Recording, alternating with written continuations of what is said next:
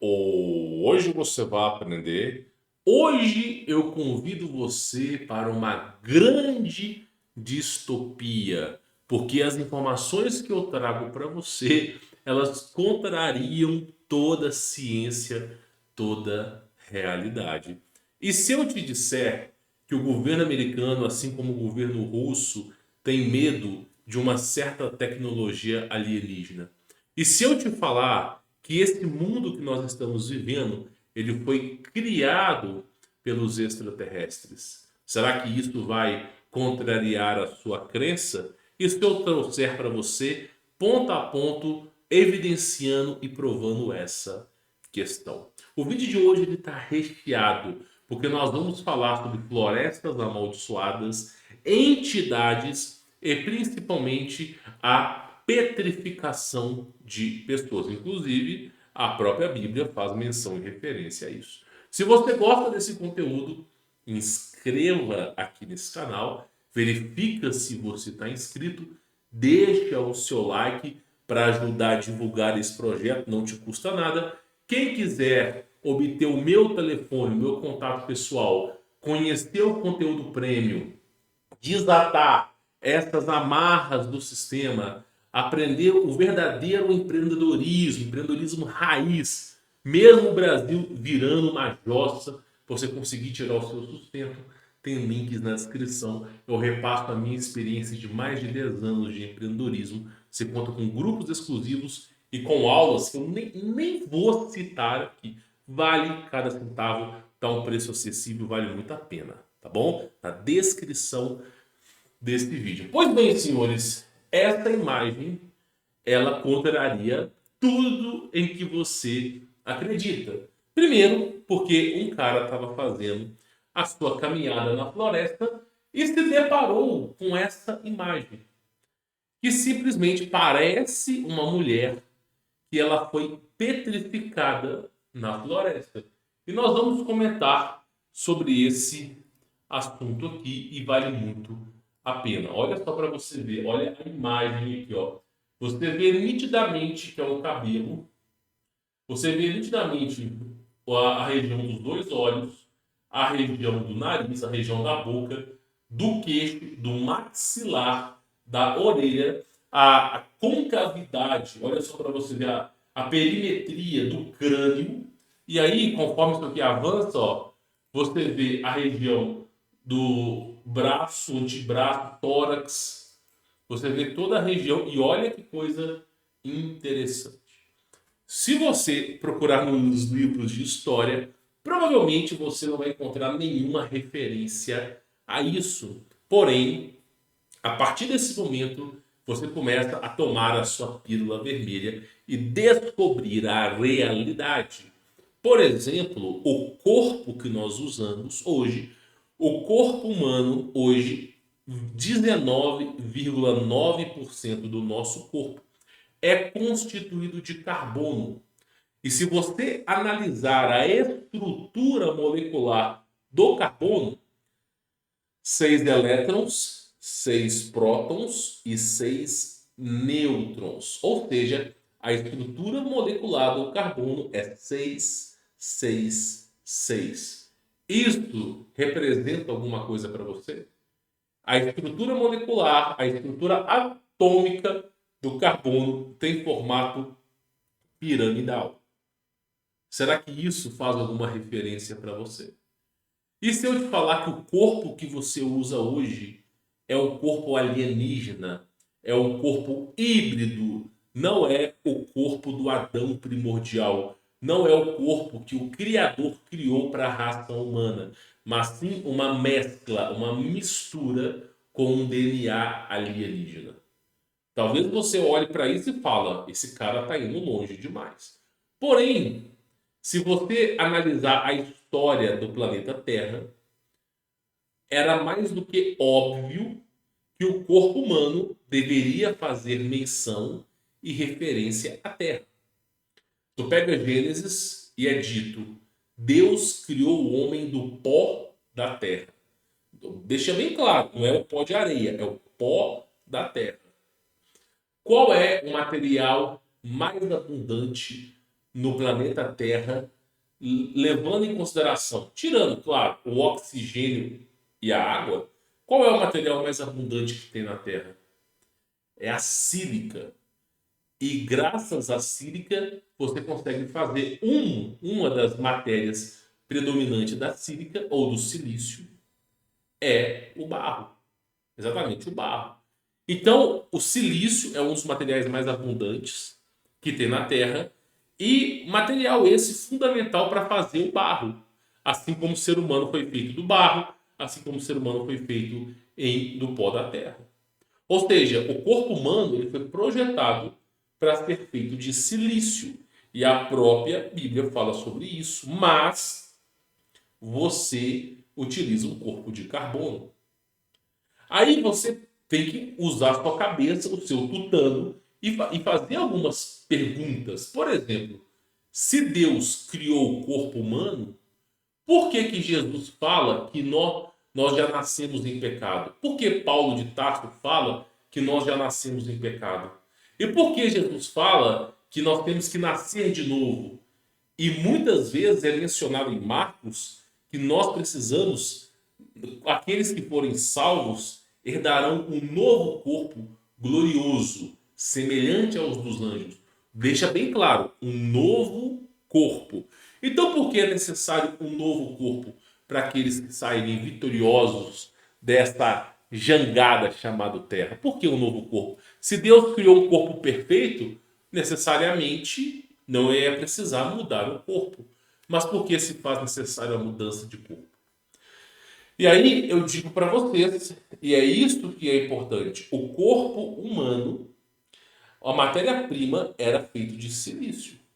Assim como correspondiam aos gigantes, aos nefilins, aos anjos. O DNA compatível dos anjos com das mulheres, ambos de silício. E hoje nós estamos usando um corpo defasado. Um corpo que não consegue chegar aos 50, 60 anos sem a ajuda da tecnologia convencional. Então, senhores, o corpo mudou. Antigamente, o silício, em contato com plasma, ele vira pedra. Mas o corpo de carbono, em contato com plasma, vira, a própria Bíblia ensina. Olha a história de Ló. A mulher de Ló, eles estavam fugindo de Sodoma, ela olhou para trás. E do que ela se transformou? Estátua de sal. E aí vem Jesus Cristo dizendo: vós sois o sal do mundo.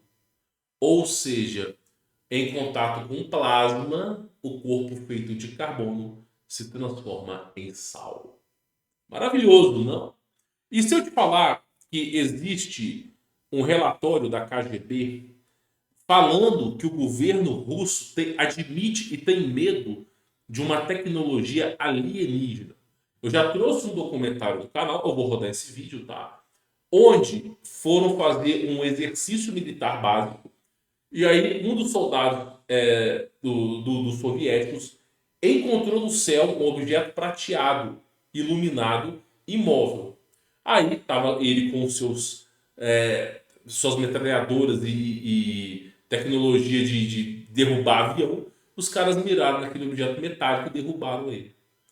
E aí, basicamente, foram averiguar, era um disco voador, saíram seres extraterrestres dali, e ali ocorreu uma grande explosão. O único que sobreviveu foi o soldado que estava a centenas de metros de distância e que se escondeu atrás de uma árvore. E todos aqueles 19 soldados que estavam nas extremidades foram petrificados. E esse caso ele veio para o laboratório secreto de Moscou para tentar averiguar o que aconteceu. E o governo americano sabe muito bem disso, porque eles conseguiram esse relatório. Uma arma extraterrestre capaz de petrificar o ser humano. Porque o plasma é o ápice da evolução. O plasma é um material que consegue quebrar qualquer material da tabela periódica.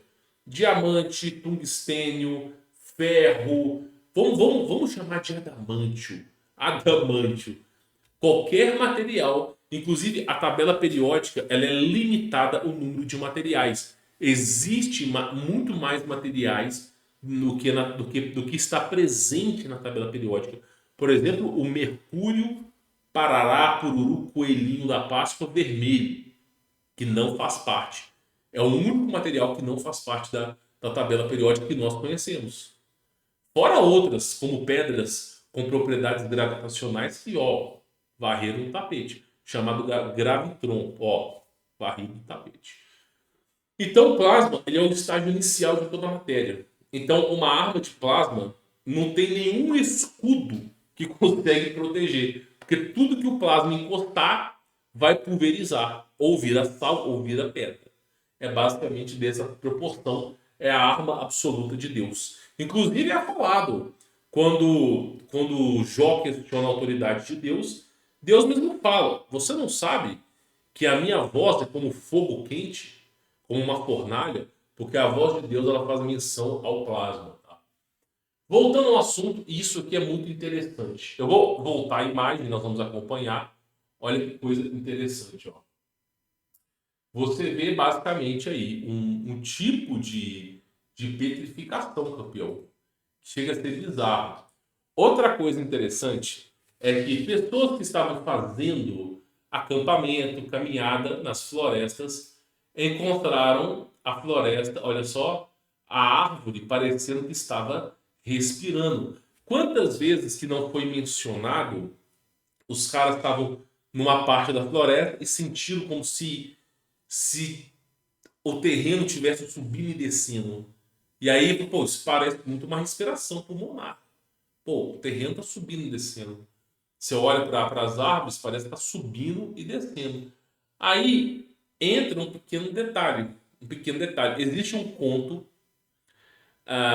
de Sodoma e também Jericó, e tem mais uma cidade que eu vou lembrar o nome aqui ainda, tá? Uma cidade muito famosa, Babilônia. Existe um conto chamado O Dilúvio Babilônico, que fala que os gigantes irão voltar. Os gigantes eles foram condenados, né? Tanto que os gigantes, na época de Enoque, por exemplo, estou falando do primeiro, tá? Estou falando da linhagem de Noé, não, falando dos primeirão lá. Depois de Caim, quando Caim ele matou Abel, né? Aí ele foi se relacionar com a sua irmã, criou a primeira cidade, naquele universo ali. Enoque era o profeta de Deus e os gigantes foram falar com Enoque. E não é o mesmo Enoque, tá? E esse Enoque, ele falava o seguinte, ó, vocês estão tendo sonhos de dilúvio, de inundação, e que nenhum dos gigantes sobrevivem. Saiba que essa é uma profecia de Deus.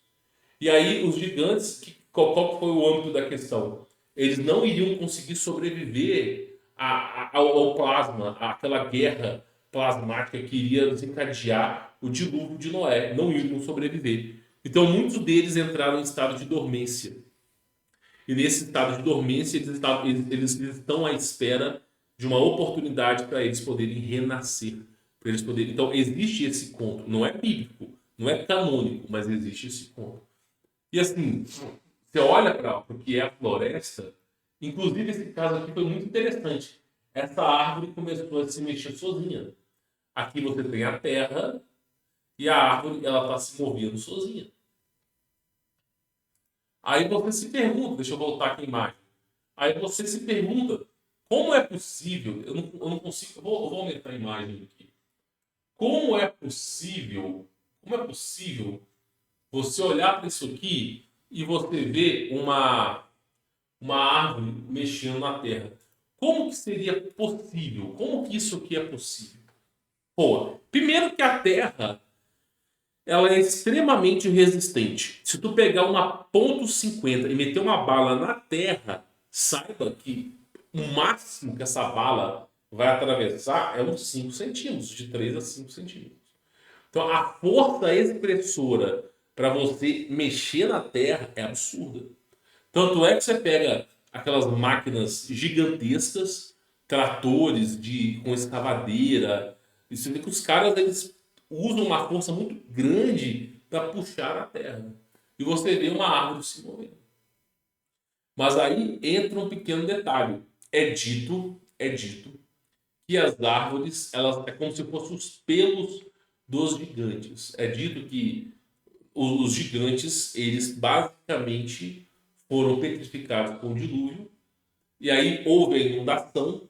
Essa inundação gerou um barro, os gigantes eles afundaram nesse barro, e aí, né, criou-se uma floresta em cima deles. Existe esse âmbito, essa questão. Verdade ou não, fica a seu critério julgar. Então é muita coisa. Olha só essa árvore por dentro, ó. Olha só essa árvore por dentro. Que coisa mais estranha, cara. Olha que coisa mais estranha essa árvore aqui, ó. Você olha e fala, não é possível que uma árvore seja neste formato aqui. Vamos lá. Quando você pega o núcleo de uma árvore, ela parece o seu dedão. Você corta uma árvore, cortou uma árvore, primeiro que a árvore ela é maciça, ela não é oca, ela é maciça. E você vai ver um monte de espiral na árvore. E cada anelzinho desse representa um ano da árvore. Então, muitas vezes a árvore tem 100 anos, ela tem 100 anelzinhos desse, tá? Para vocês entenderem aí. Então a coisa começa a ficar estranha, né? Aqui é uma árvore se mexendo também. Os caras registraram. Aqui é um formato de uma árvore, ó, que parece muito com o rosto humano, tá? Olha que incrível coincidência. Mas a coisa começa a ficar mais e mais sinistra. Por exemplo, olha isso aqui. Olha essa árvore, esses tipos de pés aqui. Vê bem, muitos dizem que as árvores foram animais e objetos, árvores milenares, que foram petrificados, tá? Olha que fato curioso. Olha só para você poder ver aqui, ó. Olha só essa árvore aqui. Olha o formato dessa árvore. Olha que fato curioso. Que fato curioso. Você tem que entender que essa guerra plasmática, ela não ocorre a cada 2.000 anos. Essa guerra plasmática, ela ocorre a cada 400, 500 anos no máximo. Então, a humanidade vai sendo resetada. Por exemplo, nós tivemos uma última civilização chamada de Tartá, Pararapururu, Papai Noel, Coelhinho da Páscoa, Riá. Ou seja, um reino que ia lá da Ásia dos mongóis, China, se estendia para a Rússia, se estendia até mesmo no Oriente Médio e boa parte da Europa. Acho que só Portugal que não pegava. Porque compactava tudo. Um grande reino do tamanho de metade do planeta, cara. E aí ocorreu misteriosamente, do dia para a noite, um grande dilúvio, uma grande inundação, que soterrou a cidade inteira. Milhares de pessoas simplesmente desapareceram. Ninguém sabe dizer o que aconteceu. Muitos especulam que junto com esse dilúvio veio o plasma e petrificou as pessoas. E aí eles fazem menção, referência a uma arma alienígena. Olha só para você ver aqui, ó. Olha o incrível formato dessa árvore. Outra árvore se mexendo, ó, sozinha. O pessoal olha para isso aqui e fala assim, meu, mas peraí, como que é possível uma árvore se mexer sozinha? É o que eu falo. Talvez a realidade seja mais assustadora do que nos é contado. A mulher está na floresta e olha só o que ela encontra. Não, vê aí, ó, ela está na floresta e olha só o que ela encontra. Você vai, você vai assistir um seriado, ele chama Games of Thrones. Tu pega o seriado para assistir um seriado, acho que de George Martin, né, George R.R. Martin, e é um dos seriados mais vistos de todo o planeta, com um pico de audiência de 15 milhões momentaneamente, isso fora do Brasil, tá? E nesse seriado Games of Thrones, você tem a cultura escandinava, a cultura dos nórdicos. E nessa cultura dos nórdicos, eles têm os famosos antigos e novos deuses. E quando você pega os antigos deuses, o que são os antigos deuses? É justamente a cultura do druida, a cultura do druidismo, que são árvores que possuem a capacidade de se comunicar, árvores com rosto, e que atendiam os seus desejos. Ou seja, alguém foi petrificado e virou uma árvore. Bizarro, bizarro. Isso são culturas que você pega e olha para tu ver. Parece que foi um ser humano que virou esse tipo de petrificação e virou lá Olha o rosto, a profundidade. Ah, mas isso aí é pareidolia, não sei o quê. É, meu irmão, cada um acredita no que quiser. Se eu falar pra você que eu acredito em Papai Noel, todo mundo vai ficar feliz. Oh, maravilhoso! Ele acredita em Papai Noel. Oh! Se eu falar que eu acredito no Coelhinho da Páscoa, oh, que maravilhoso! Coelhinho da Páscoa. Se eu falar que eu acredito no Tio Patinhas, no Papaléguas, oh, maravilhoso! Tio Patinhas e Papaléguas. Agora, se eu falar que ocorreu um dilúvio, que a humanidade não está usando o corpo que Deus criou, que não, não pode. Vale tudo de menos a verdade, né? Porque conhecereis a verdade e a verdade vos libertará. Então, vale tudo, de menos a verdade. As pessoas falarem para você assim, Elon Musk chega e fala assim, nós vivemos dentro de uma simulação. Daqui a centenas de anos vai ter GTA 20. E dentro do GTA 20 ele vai ser tão avançado, mas tão avançado, que vai ter um jogo que imita a realidade. E nós estamos vivendo dentro dessa simulação. É o pessoal, meu herói, meu herói, meu herói. Aí chega um cara e fala assim, nossa, nós simplesmente somos uma realidade fictícia, criada num super laboratório. Nós nem existimos. O cara, oh, meu. Agora, se eu falar para você que a Terra ela é isso aqui, que ela não é uma redondeta, ela é isso aqui, que simplesmente nós estamos num grande experimento, tá tudo blindado aqui dentro, com um monte de monstros esperando a entradinha triunfal, oh, aí não pode, aí não pode. Ou seja, vale tudo de menos aquilo que leva você ao despertar, tá? Então, simplesmente, essas imagens que eu trago para vocês são peculiares, são peculiares. E eu sempre venho falando para vocês, a floresta é um lugar amaldiçoado. Ah, mas a floresta é um lugar amaldiçoado. Sim, os índios já falavam sobre isso. Você já viu que existe um. Toda vez que você vai cumprimentar uma pessoa, pelo menos na década de 90, você fazia assim, ó. Chegava lá e você fazia assim, vamos cumprimentar uma pessoa? Você fazia assim, ó. E aí, sabe por que as pessoas faziam isso? Porque você chegava na aldeia indígena, você tinha que estender a sua mão para ver se você não tinha 6 dedos. Porque os gigantes têm 6 dedos. Os gigantes têm 6 dedos. E a descendência dos gigantes tem 6 dedos. Então, você tinha, antes de entrar na tribo, você tinha que esticar sua mão para os caras contarem e ver se você não tem um dedo a mais. Para vocês entenderem como é que é a coisa. Outra coisa é que nas aldeias indígenas, quando você sai para caçar, acompanhado de outros índios, existe uma palavra-chave para você poder entrar na aldeia. Então, por exemplo, eu vou caçar uma carne, um javali, um peixe, alguma coisa. Aí, antes de sair da aldeia, o índio ele vai cochichar no seu ouvido, bem assim, ó, tampado, ó, para ninguém ver. Vai fazer assim, ó. Isso aqui, isso aqui que vocês estão vendo aqui, ó, isso aqui é um gesto de índio, mão tampando a boca. Isso aqui é um gesto de índio. Aí eles fazem assim no seu ouvido. Olha, olha, a palavra para você poder entrar aqui dentro é beija-flor, na linguagem do tupi. É beija-flor. Aí o cara vai lá, vai fazer a sua caça. Aí quando ele voltar lá na aldeia, ele vai chegar lá e tem que falar aquela palavra. Ele tem que estender a mão e falar aquela palavra. Os índios, eles têm medo que entidades espirituais, ou seja lá o que for, adentrem na aldeia. A aldeia ela está protegida. Então eles não querem que dê legalidade para que a entidade entre. Porque quando você permite que alguma coisa entre, ela começa a destruir tudo.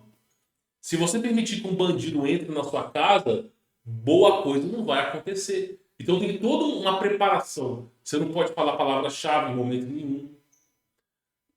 Aí, quando você entrou na aldeia, não é assim, eu simplesmente entrei na aldeia. Vem ali um índio, um daqueles pajés já aposentados, pega uma folha de bananeira, pega não sei o quê, recitam palavras, inclusive a língua tupi é a língua nativa do hebraico, ok? O verdadeiro hebraico é a língua falada dos índios brasileiros. Acredite se quiser. Então os caras vão lá e recitam aquela coisa em hebraico e vão passando aquele tipo de. O pessoal chama de benzeção, mas na verdade o cara tá tirando as coisas. Para quê? Para limpar espiritualmente aquela pessoa. Porque a própria Bíblia mesmo fala: se um espírito ele tá morando naquela casa e ele se ausenta daquela casa, ele é expulso daquela casa, se você não cuidar daquela casa, ele volta com mais sete. Então, os caras não querem que essas entidades entrem na aldeia. Porque essas entidades elas são precursoras de doença, precursoras de atitudes malignas, de carnificina, tudo que você pode imaginar. Então, os índios eles estão sempre se preservando, né? E aí tem essas histórias, então todo esse âmbito aí. E a floresta é o seguinte, eu tô contando as histórias dos índios. O pessoal acha que índio Hoje em dia, os índios brasileiros não representam o que eram no passado. Os índios do passado eram muito mais apurados do que agora. Ó, vou contar uma coisa para vocês. A floresta, no período de meio-dia até 1 da tarde, ela fica em completo silêncio. Quando os índios saem para pescar, por exemplo, os índios saem para pescar, para caçar alguma carne, geralmente eles saem no pôr do sol. Eles têm que ter o sol a favor deles. Porque o sol ele impede entidades de atuarem livremente. Livremente. As entidades não conseguem ter força no sol, elas têm aversão ao sol. Aí os índios vão lá fazer sua pesca, fazer sua caça. Quando chega no período mais ou menos de 11h30, eles já começam a sentar, a comer, fazer algum lanche. Do período de meio-dia até o período de 1 hora, os índios não fazem nada, eles ficam parados. Ah, mas não faz sentido. Do período de meio-dia até 1 hora da tarde, eu falo de experiência pessoal, porque eu já estive na floresta. E não foi só uma vez, não foi 50 nem 100 vezes, não. Vou dizer uma coisa para vocês. Do período de meio-dia até 1 hora da tarde, não se escuta nada na floresta. Nada. Não escuta nenhuma árvore, folha de árvore mexendo com o vento. Não venta. Simplesmente você não escuta nenhuma cigarra. E cigarra é o animal que mais enche o saco na floresta. Você vai estar até zonzo de tanto barulho de cigarra, barulho de passarinho. Mas quando é meio-dia até 1 hora da tarde, é um completo silêncio. É como se fosse um velório, meu. Aquele momento que você não escuta nada. E os índios ficam caladinhos. Passou o período de 1 hora, os animais começaram a cantar, aí os índios retomam a atividade. Por que eles fazem isso? Porque não é questão de ser um horário sagrado, mas sim um horário onde ocorre algo ali sobrenatural. E os animais não querem estar a par disso. Os animais eles têm dentro dele uma bússola, então eles ficam paradinhos. Você vê que não acontece nada, fica parado.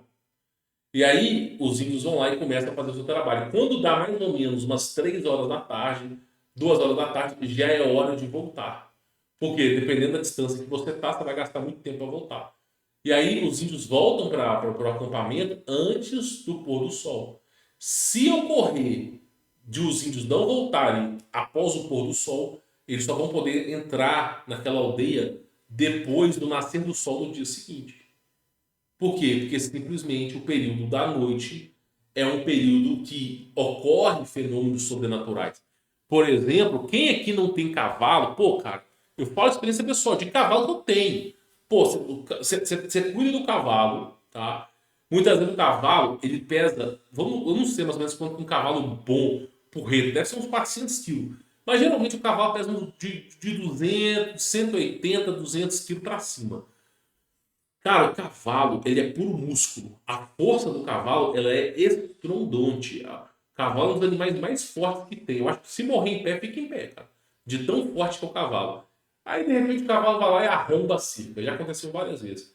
Aí, o cavalo arrombou a cerca e se embocou no mato.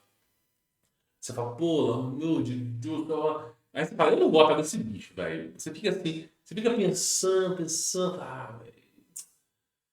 Aí você fala, vou ter que ir atrás desse bicho. Mas aí você olha pro horário, pô, já deu 1h30, 2 horas da tarde. Não vou fazer isso. No dia seguinte, o cavalo volta. Aí você olha pro cavalo, né, tá lá, o rabo do cavalo tá cansado, velho. Pô, mas cavalo não tem braço. Cavalo não tem mão, velho. Cavalo tem pata. Como é que o rabo do cavalo tá trançado? Peraí, velho. Peraí, mas eu não conheço nenhum macaco, mugi, nenhum animal, nenhum passarinho que trança rabo de cavalo, velho. Aí você fala, bom, alguma coisa aconteceu. Então, e o cavalo também é um animal que ele identifica âmbitos espirituais. Magnetismo, que são favoráveis aos espíritos. Então, o que acontece? As pessoas não sabem disso, mas a floresta não é para amadores. A floresta ela não é uma região para amadores, é uma região que você tem que resguardar, tem que se preparar para você ir ali. Tem que se preparar, porque é um lugar que muitas vezes pode ser amaldiçoado.